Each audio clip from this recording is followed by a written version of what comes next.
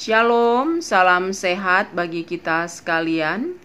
Marilah kita mengisi hati kita, hidup kita dengan firman Tuhan, agar kita boleh kuat menjalani dinamika kehidupan yang Tuhan izinkan untuk kita jalani dalam satu hari ini. Marilah kita bersatu di dalam doa. Terima kasih Tuhan, Kau bangunkan kami di pagi yang indah ini. Kau masih berikan kesempatan, nafas kehidupan bagi kami, dan juga Kau izinkan kami untuk menjalani hari-hari kami yang hanya Engkau saja yang tahu apa yang terjadi dalam satu hari ini. Namun bersama dengan Engkau kami pasti akan kuat dan kami akan bersuka cita untuk menjalani hari-hari ini. Dalam Yesus kami berdoa. Amin. Jemaat yang dikasihi Yesus Kristus, firman Tuhan menyapa kita tertulis dalam 2 Korintus pasal 4 ayat 7.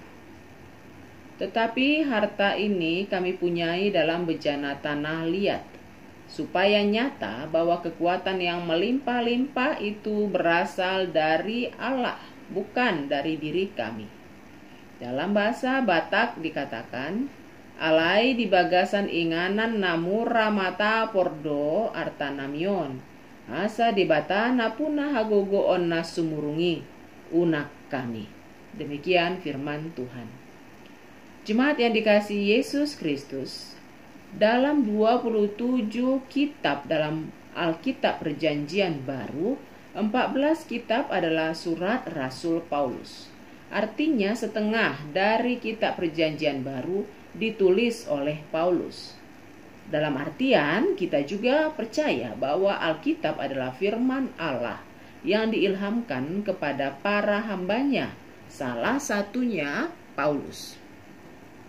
Dari luasnya pelayanan dan karya yang dihasilkan Paulus, tentulah kita mengakui bahwa dia adalah orang yang dalam tanda kutip kuat dalam parameter atau penilaian duniawi. Ia adalah seorang keturunan Yahudi dan berkebangsaan Romawi. Kalau sekarang, ia ibarat orang keturunan konglomerat Inggris dan berkebangsaan Amerika. Lalu ia adalah seorang alumni pendidikan hukum yang dididik oleh guru besarnya bernama Gamaliel, yang pada saat itu disegani oleh 3 aliran Yahudi, yaitu Farisi, Saduki, dan Esene.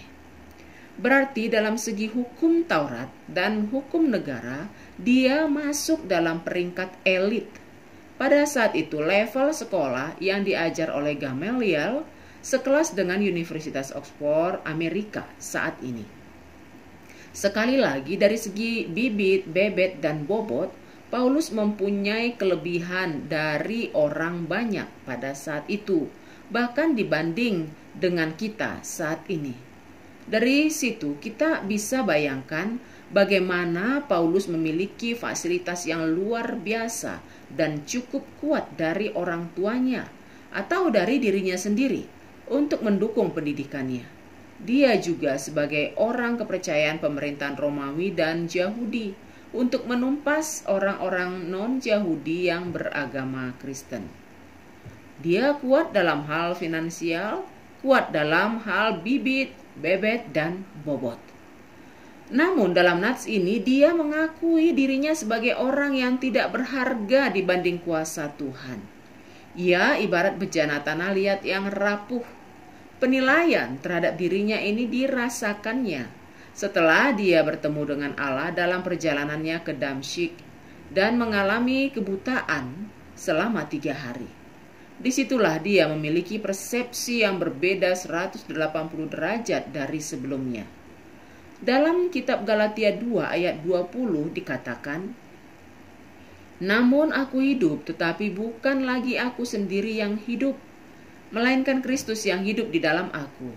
Dan hidupku yang kuhidupi sekarang di dalam daging adalah hidup oleh iman dalam Anak Allah yang telah mengasihi aku dan menyerahkan dirinya untuk aku. Saudara-saudariku yang dikasihi Yesus Kristus, tentunya kita masing-masing diberikan Tuhan karunia-karunia yang beragam.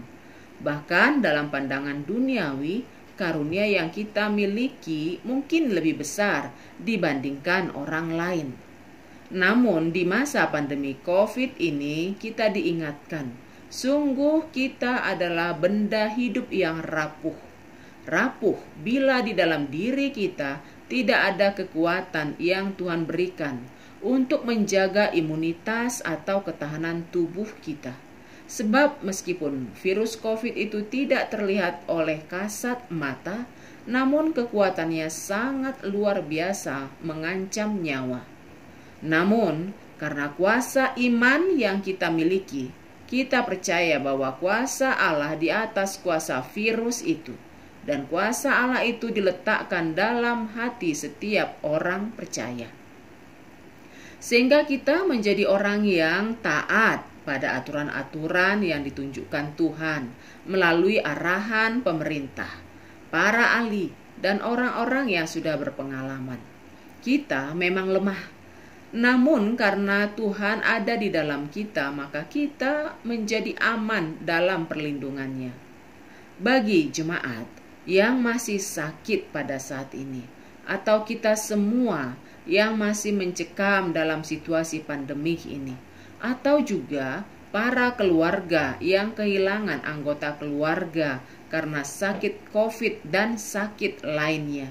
Tentunya kita merasa sangat rapuh berhadapan dengan misteri kuasa Allah. Namun sebagaimana Paulus yang menyadari kelemahannya dan mengimani luar biasa kuasa Tuhan, kiranya kita juga mampu mengamini apa yang tertulis dalam Filipi 4 ayat 13. Dikatakan di situ, segala perkara dapat kutanggung di dalam Dia yang memberi kekuatan kepadaku. Maka dari itu, jemaat yang dikasihi Yesus Kristus, marilah kita menyerahkan seluruh kelemahan kita ini hanya ke dalam tangan Tuhan, agar Dialah yang mengisi kita, hati dan pikiran kita, dan kekuatan fisik kita diisi oleh kasih dan kuasa Allah, sehingga kita menjadi manusia yang kuat. Amin. Marilah kita berdoa. Bapa, sungguh kami menyadari diri kami ini sangat lemah di hadapan-Mu. Kami ini tidak mempunyai kekuatan apapun melawan segala kuasa di luar kami. Apabila kami boleh kuat sampai saat ini, itu hanya karena kekuatan dari-Mu saja. Kami mensyukurinya Bapa. Oleh sebab itu, jauhkanlah dari hati dan pikiran kami dan dari hati orang-orang di sekitar kami sikap yang menyepelekan pemeliharaan-Mu dalam diri kami. Begitu banyak Kau utus ya Bapa, orang-orang yang mengisi hati dan pikiran kami supaya boleh semakin bijaksana. Hal itu bisa jadi melalui pemerintah kami, melalui para medis, tenaga ahli, dan orang-orang yang sudah berpengalaman menghadapi hal-hal yang terkait dengan pandemi COVID ini, dan juga orang-orang yang mengalami hal-hal lainnya yang menjadi bekal dalam hidup kami. Kau gunakan mereka supaya kami menjadi orang yang kuat dalam hal pemahaman dan juga dalam hal pengetahuan. Oleh sebab itu, mampui kami untuk menjalani hari-hari kami ini dalam kerendahan hati, supaya kami diisi oleh kuasa yang daripada-Mu saja. Terima kasih Bapa, bersama dengan Engkau, bersama dengan orang-orang yang percaya dan rendah hati, dan orang-orang yang berserah kepada-Mu, kami yakin kami akan kuat menjalani hari-hari yang masih Kau berikan dalam hidup kami. Sembuhkan Tuhan orang yang masih sakit, jagai orang yang masih sehat, hiburlah orang yang sudah berkabung, supaya kami semua merasakan kuat kuasa-Mu senantiasa menyertai hidup kami. Dalam Yesus kami berdoa.